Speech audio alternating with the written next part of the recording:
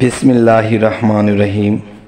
হে সমস্ত জগতবাসী, হে সমস্ত মুসলিগণ, হে সমস্ত পরহেজগারগণ, আজ আমি আপনাদের সামনে একটি আলোচনা নিয়ে হাজির হলাম।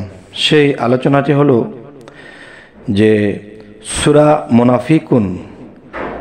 মুনাফিকুন এর আমল ও ফজিলত নিয়ে আপনাদের সামনে উপস্থিত হইলাম। ইনশাআল্লাহ, আল্লাহ যদি আমায় তৌফিক দান করেন তবে আপনাদেরকে এমন কিছু কথা কোরআন থেকে, সূরা মুনাফিকুন থেকে বলবো যাতে উপকৃত হওয়া যায়। সেই কথাগুলো হলো যে আমরা সমাজে বাস করতে গেলে, ফ্যামিলিতে, সমাজে আমরা বাস করতে গেলে দেখা যায় কি কিছু নিন্দুক লোক আছে যারা শুধু মানুষকে নিন্দা করে, হিংসা করে এবং দেখা যায় কটু কথা শোনায়।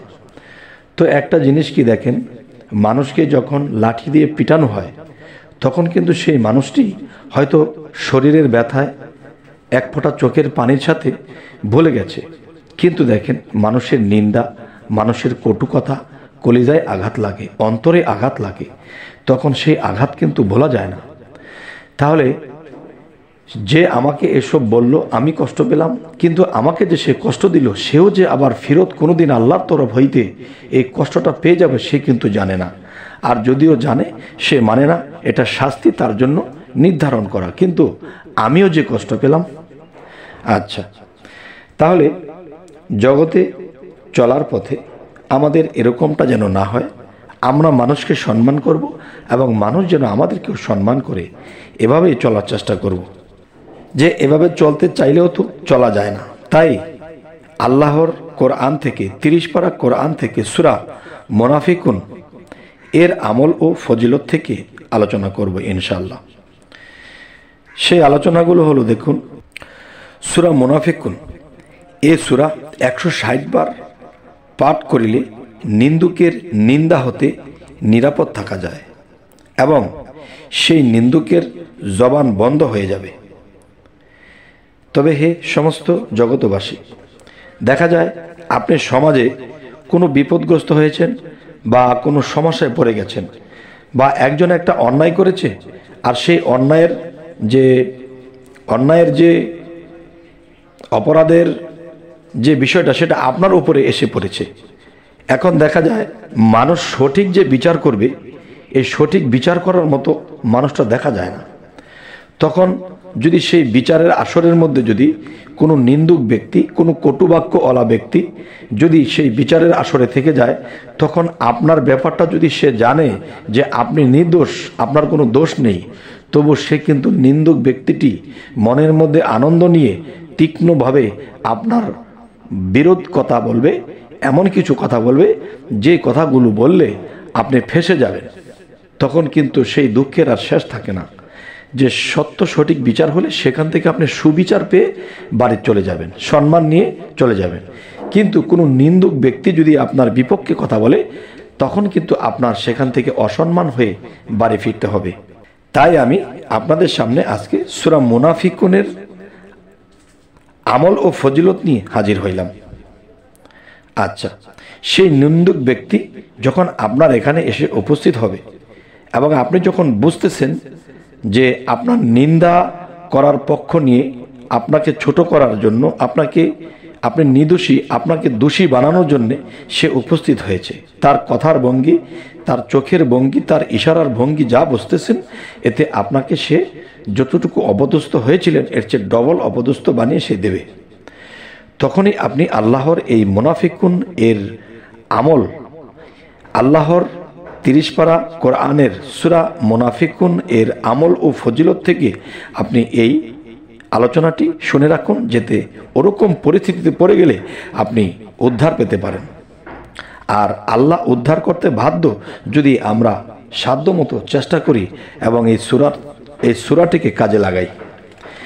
দেখুন, যে আমি আবারও বলছি, এই সূরা 160 বার পাঠ করলে নিন্দুকের নিন্দাবাদ হতে পারে এবং নিন্দুকের নিন্দা থেকে নিরাপদ থাকতে হলে কি করবেন, এবং সেই নিন্দুকের জবান বন্ধ হয়ে যাবে, সেই বন্ধ করতে হলে কি করবেন। এই সূরা পাঠ করে ফুঁক দিলে আরও কিছু কাজ হয়, সেটা আমি বলছি। তবে যখনই আপনি এমন কায়দাতে পড়ে যাবেন, তখনই সূরাটি মনে মনে যখনই আপনি এমন কায়দাতে পড়ে যাবেন, তখন আপনি কি করবেন, দূর থেকে বিচারের আসরে আসার আগে এ সূরা 160 বার পড়তে থাকবেন। 160 বার পড়া হলে তখন আপনি সেই বিচারের আসরে উপস্থিত হবেন। তখন উপস্থিত যখন হবেন, তখন সেই নিন্দুক ব্যক্তি যখন আপনার সামনে নিন্দা শুরু করবে, তখনই তার মুখ বন্ধ হয়ে থাকবে, সে কথা বলতে পারবে না। সে আ উ এ এরকম বলবে, কিন্তু মুখ দিয়ে কথা বের হবে না। আর এটা কেন হচ্ছে? আল্লাহর সেই সূরা মুনাফিকুন এর আমল যখন আপনি করতে থাকবেন, এই ফজিলত যখন আপনি করতে থাকবেন, তখনই আপনার নিন্দুক ব্যক্তিটি তার জবান বন্ধ হয়ে যাবে। যাই হোক, গেল এই বিষয়।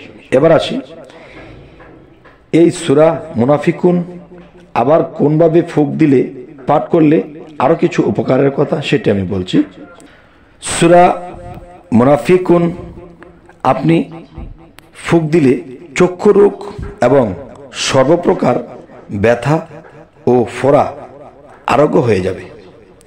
ধরুন আপনার নিজেরও যদি একটা স্থানে ব্যথা হয়, তখন সেই স্থানটিতে আপনি একটি তেলে ফু দিয়ে সেই জায়গাটি মালিশ করে দেবেন, ইনশাল্লাহ আপনার ব্যথা হোক ফোড়া হোক সেটা কমে যাবে। এবং চক্ষু রোগ, যাদের চোখে সমস্যা আছে, যে কোনো সমস্যা, তখন এই সূরাটি পাঠ করে আপনি পানির মধ্যে ফুঁক দিয়ে সেই পানিটাকে, পরিষ্কার পানি হতে হবে, সেই পানিটি আপনার চোখে ছিটা দেবেন।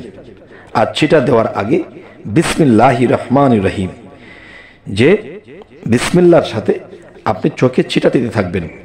এরকম সকাল সন্ধ্যা আপনি কমপক্ষে 7 দিন ছিটা দেবেন, ইনশাল্লাহ আপনার চক্ষুর সমস্যা দূর হয়ে যাবে, ব্যথা এবং ফোড়া আরোগ্য হয়ে যাবে। তবে আজকের এই আলোচনা এটিই করা হলো যে আমরা মুনাফিক থেকে কি করে বাঁচতে পারি, নিন্দুকের নিন্দা থেকে আমরা কি করে বাঁচতে পারি। এই কৌশল আল্লাহ, এই ক্ষমতা আল্লাহ এই সূরা মুনাফিকুনের মধ্যে রেখেছেন। তবে হে সমস্ত জগতবাসী, আজকের এই আলোচনাটি আমার মনের অন্তঃস্থল থেকে করার চেষ্টা করলাম। নিশ্চয়ই এটা যদি কেউ বিশ্বাস করে এবং মানে, ইনশাল্লাহ সে উপকার পেয়ে যাবে। তবে সামনে আপনারা কি ধরনের আলোচনা চাইতেছেন অবশ্যই কমেন্টে জানাবেন, এবং আমাদের চ্যানেলে যারা নতুন অবশ্যই সাবস্ক্রাইব করে রাখুন, পরবর্তীতে আবার সাক্ষাৎ হয়ে যাবেন। তো সকলেই ভালো থাকবেন, আল্লাহ হাফিজ।